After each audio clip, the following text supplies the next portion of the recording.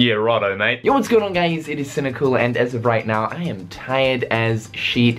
Today, I was actually meant to wake up at like 11:30, mainly because of the fact that today is the mother shrieking day that Crash is making his grand return, ladies and gentlemen. So pretty damn excited. I've been waiting a long time for Crash to make his return. I've been wanting, you know, the original 3 games to be remade for like the longest time now, and the fact that today he's coming back, I think, is super exciting. But yeah, I was meant to wake up at 11:30 today because basically the plan was to sort of vlog today.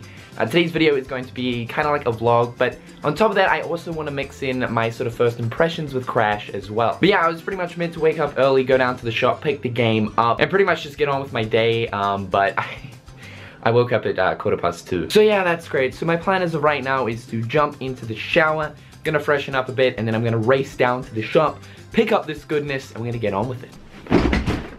Alright, booty's clean. So honestly, I'm a little bit worried in terms of going out and picking up Crash. Last night I was actually looking on the online shop that I usually buy like all my gaming stuff from. The Crash Bandicoot Insane Trilogy was obviously there, but it was like completely sold out and stock doesn't come back in until next Monday. So to me, that's kind of a big surprise, mainly considering the fact that Crash is, it's not a new game, but essentially it's the old games brought back onto the PlayStation 4.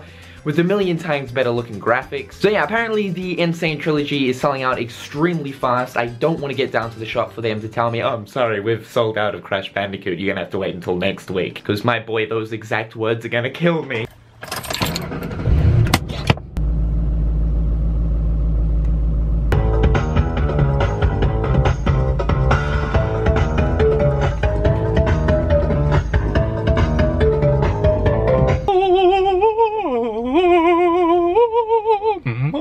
I'm sorry, I was trying to do like angelic sort of choir music.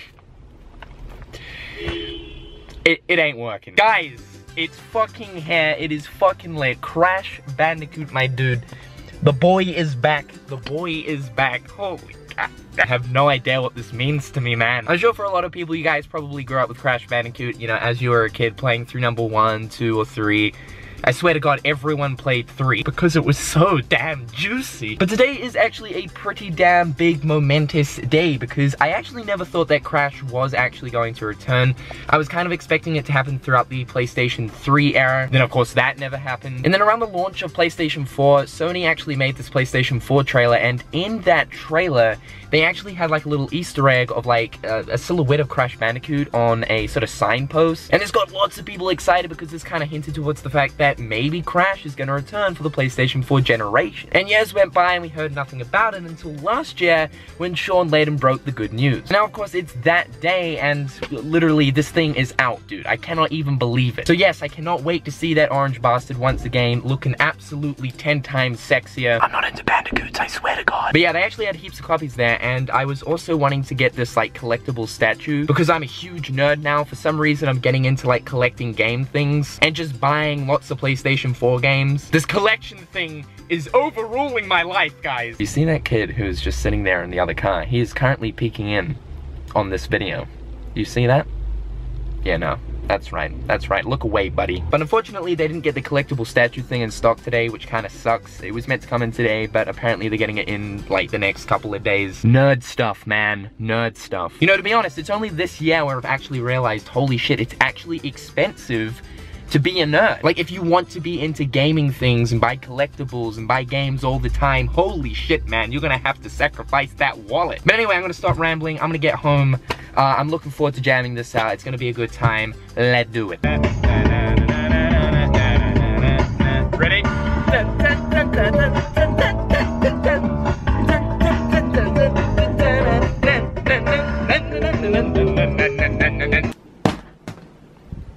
It's beautiful. Alright, so before I jump into that, I've actually got a little bit of work to get on with. I'm actually, as of right now, working on a collaboration video with someone called Super Butterbuns. Now, I'm sure most of you guys should probably know who this person is, but if you guys don't, go check out her channel. She's absolutely hilarious. She makes some insanely funny content. Anyway, we planned a collaboration back in 2015, and it's only like now we're actually sitting down and we're finally working on it. As of right now, like by the time you guys are seeing this video, the video itself for the collaboration will be in its final stages of getting finished. This video is actually going to be going up on Super Butterbuns' channel. It won't be going up on mine, but if you guys follow me on Twitter and stuff, I'll let you guys know as soon as that video goes live. But yeah, no, I'm really excited to, you know, finally be collaborating with Super Butterbuns. She's an absolutely like amazing YouTuber. Her content is hilarious once again. It's absolutely hilarious. So yeah, really excited to be working with her. Alright, well, that went pretty good. So this is it right here, guys. This is the Crash Bandicoot N. Sane Trilogy. Thought I'd do a really quick little sort of unboxing type of thing before we jump into my first impressions. So this is what the case looks like. Really nice looking artwork. As you guys can see, we have 3 different environments kind of positioned behind Crash. And I think these 3 different sort of like environments represent each of the 3 games within Crash. So that's pretty damn cool. As you guys can see, we got Ook right there, we got Cortex standing over here, and the man himself. The back is also quite pretty to look at as well. As you guys can see, we have 3 different pictures which displays Crash 1, Crash 2, and Crash 3. And we've also got Crash looking like, I don't know, a crystal meth addict right there. Nice. Alright guys, so we are now on the Crash Bandicoot N. Sane Trilogy, ready to do my first impressions, and already we have a pretty damn cool looking kind of menu screen right here with the Crash Bandicoot 1 music. I'm pretty sure this is like a revamped version of the theme song for Crash 1, but let us jump straight into it. So for this first impression, I'm gonna be doing a couple of levels from the very first Crash game, so I won't be going through like 2 and 3. We're only gonna be doing number 1 for today, guys. But this right here is actually the menu screen in terms of picking which sort of Crash Bandicoot game you want to play. And once again, as you guys can clearly see, we've got like the 3 different environment spaces that kind of represent each game, which is really cool. Nice looking main menu screen for sure. But let us dive in to Crash Bandicoot 1. Oh, it looks so beautiful. These cutscenes actually look amazing. And it's crazy to see these cutscenes looking this good, considering this was a PlayStation 1 game. Oh, my boy! Go easy on him, man. Go easy. Alright, guys, and this is it. We are now playing Crash Bandicoot 1 on the PlayStation 4. I'm sorry, this is a really crazy moment for me because I honestly thought this would never happen, dude. But to see the fact that Activision have actually brought it back with it looking like this amazing is just beyond me. It's fucking beyond me. Now, the most important thing that I'm going to be focusing on within this first impressions is most certainly how Crash controls. Because of the fact that, you know, when it comes down to it, the raw gameplay is pretty damn important. So this is it, guys. We also have analog support as well, which is really good. The first game actually never had that. Please don't kill me for not jumping on those jumping boxes. They take too long, alright? We've got the classic crab right there. Let's get him out of the way. Now, I was actually talking to Super Butterbuns just before about some of the reviews that are currently coming out for this game, and we were talking about the, I think it's the GameSpot review. Basically, they gave this game a 6 due to the difficulty, and the funniest thing is, like, within... How do you die on the first level? How do you die on Insanity Beach? Anyway, like I was saying, I'm gonna jump over that ditch this time.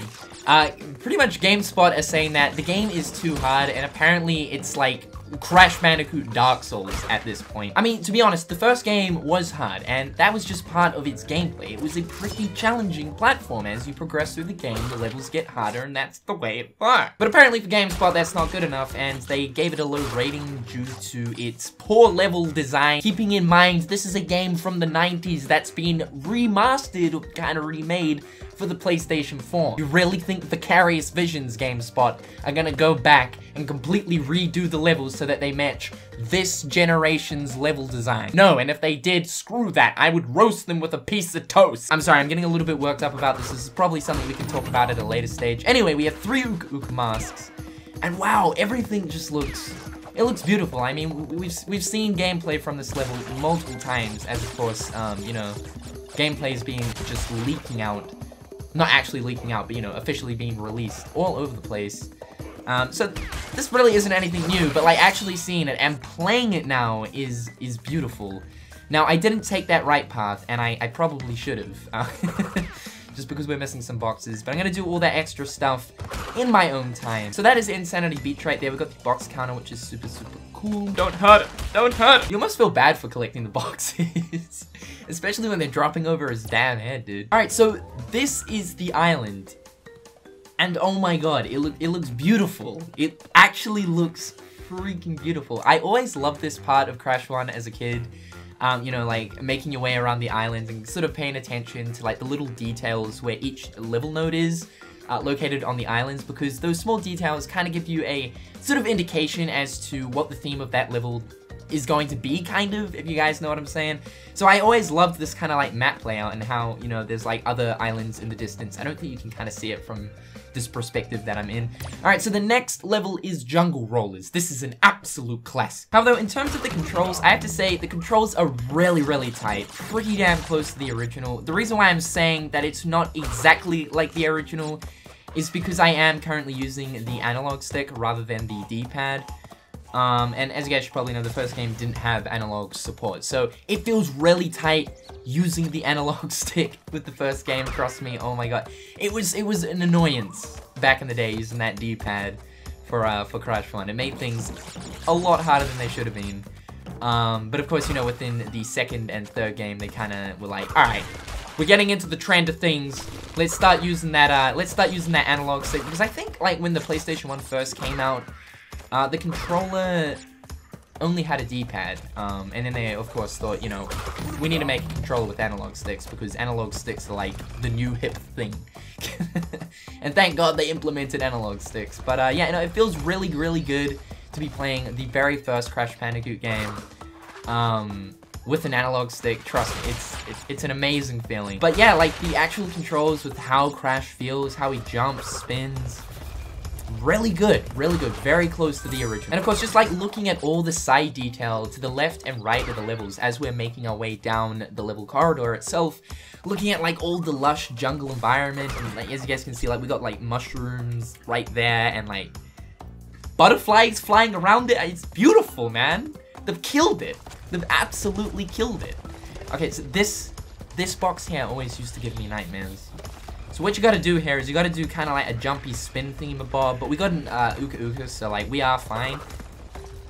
But if I can pull this off, that'd be super cool. Oh my god, we did it. We did it! Professional MLG Crash Bandicoot gamer, man. Oh, but does it feel good to be playing this? Does it feel good to be actually playing this? Oh, and that's cool. They've got like little sort of warp pads for the bonus rounds. That's cool, because when you used to actually collect the 3 different icons, it would just essentially like automatically teleport you to that bonus round. Whereas now we've actually got like little warp pads close to where you would collect the actual 3rd icon. So that's pretty cool. But all around, guys, that is pretty much going to do it for my first impressions. I gotta say, Activision seem like they've done a really, really good job with keeping this game authentic to what it originally was. The level layouts are all exactly the same, obviously looking a little bit different with added, you know, extra bits of vegetation and decoration all over the place. But I mean, aside from that, it's still the same levels that we loved as children playing through these games. And I cannot wait to, you know, like progress through the first game and then see how the second game is failing along with the 3rd one. But so far, from like, you know, 10 minutes or so of actually just playing this, controlling Crash, I have to say, really good first impressions so far. Eventually I'm going to get around to doing a review for the Insane Trilogy, just because of the fact that Crash Bandicoot itself means a lot to me, and to be able to do content surrounding it is always a fun time. So yes, I will be cracking on to a review just as soon as I pull myself through all 3 of these games. However, guys, hopefully you have enjoyed today's video. I know it's kind of slightly different, but with the release of Crash, I thought I would do sort of a Crash-oriented video. I know as of recently, I've been adding a little bit of variety to the channel, and for me, it is very, very refreshing. So to the people who are enjoying my content that isn't exactly Kingdom Hearts, and you guys still kind of enjoy that content, thank you guys so much. That really does mean a lot to me. However, guys, with all that being said, I've been Cynical, and until next time, I'll catch you guys later. Peace.